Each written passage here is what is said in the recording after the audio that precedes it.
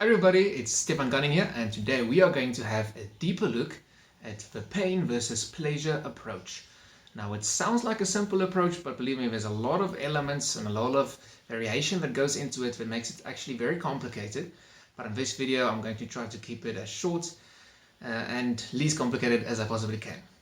So basically, if you look at the definition of a pain versus pleasure approach, it is that subconsciously, all decisions, whether it's small decisions or fundamental decisions in our lives, we subconsciously weigh the pain that we're going to have to go through to achieve the pleasure. And usually, if the pleasure we receive is greater than the pain, we tend to do it. And if the pain is far greater than the pleasure, we tend to just ignore it. Okay, now, of course, we all have a different sense in our lives of what might cause pain. So it's going to be different from person to person. So let's take a very shy guy that wants to ask out a girl. And he's very shy, he's had bad experiences in the past, and he's going to say no, the pain of humiliation going through that is maybe going to outweigh getting a number and going on a date with her. Where a person that's very high self-confident is not going to go through a lot of pain in that process to ask out for girl, because if she says no, it's not really going to affect her. You see, so there's a different, and it stretches to also your professional life and also fitness lives. And we also, if I can take another example, if there's probably a friendship that you have and you feel like, oh, I'm just not enjoying the friendship anymore, it's just draining on me, and usually if you look at it, it's probably going to be the pain that you go through in that friendship is going to outweigh the pleasure you receive in that friendship. Okay, I don't know how to solve it, or let's rather say it's going to go too long to solve this, but maybe we'll cover this in a different video. And also, if you can have a look at diet plans and also exercise plans out there, they all tend to just decrease the amount of pain you go through for you to achieve the pleasure. Okay, so this is really a principle that we often do not know about, which is such a strong part of our life. And I also read an extremely detailed and well-written article that was written by Adam Szczecinski, and most of the things that I go through here goes about what he said, and also things that I don't agree with are just eliminated. But you can check out the link below if you're interested in that article. But he talks about short-term and long-term pain and pleasure. And I also covered this, if you want to have a look at it, in goal setting. That's a two-part special where we talked about goals. I go through this in more detail, and I think it's a good video. So basically, what this principle tells us is that in the short term, we weigh things, and let's say you set a goal. You want to go to the gym today. Then you go to the gym, and the short-term pain is going to be less than that short-term instant gratification that you received after you go to the gym. But I do not believe this is how we should go about things.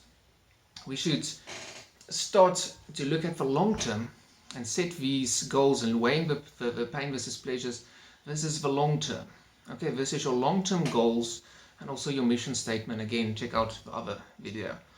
But then again, when we start making these, let's say, the pain of going to the gym part of our daily lives, the pain starts to reduce. You do not have to force yourself anymore that you did in the start. So at the start, the pain is going to far outweigh the pleasure. But if you keep your motivation high, then eventually it's going to be part of your habits, and it's not going to drain you as much. And thus, the pain is not going to be that bad anymore, and the pleasure you can focus about that. So, of course, we all want to eventually get to that stage where the pain is just reduced.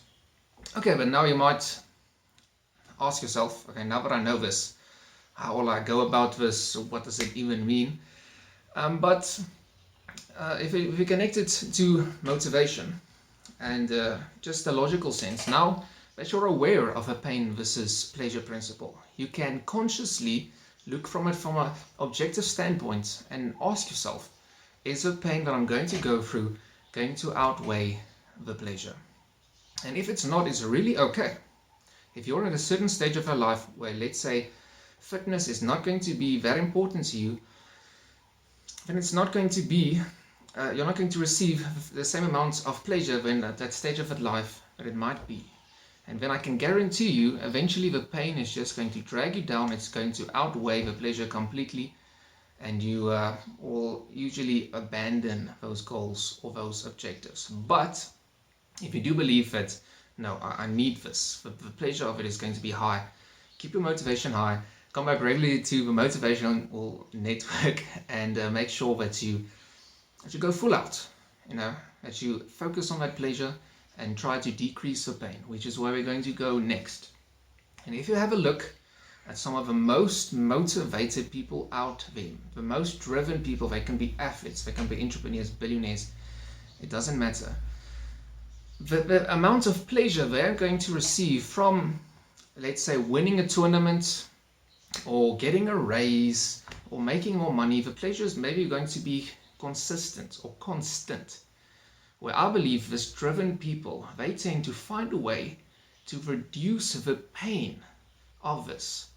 And they maybe start liking or going through a pain, or the pain is just not there for them anymore. So it's very difficult. The point I'm trying to make, it is very difficult to increase the pleasure that you can receive. Okay, you react differently to the pleasure. But what we do have control over is increasing that motivation to start reducing the pain you go through and eventually making yourself a more driven person.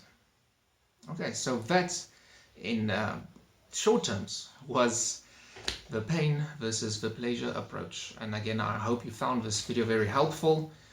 Keep updating that community page. I see it's going very well. And then I will see you all in the next video. Take care now.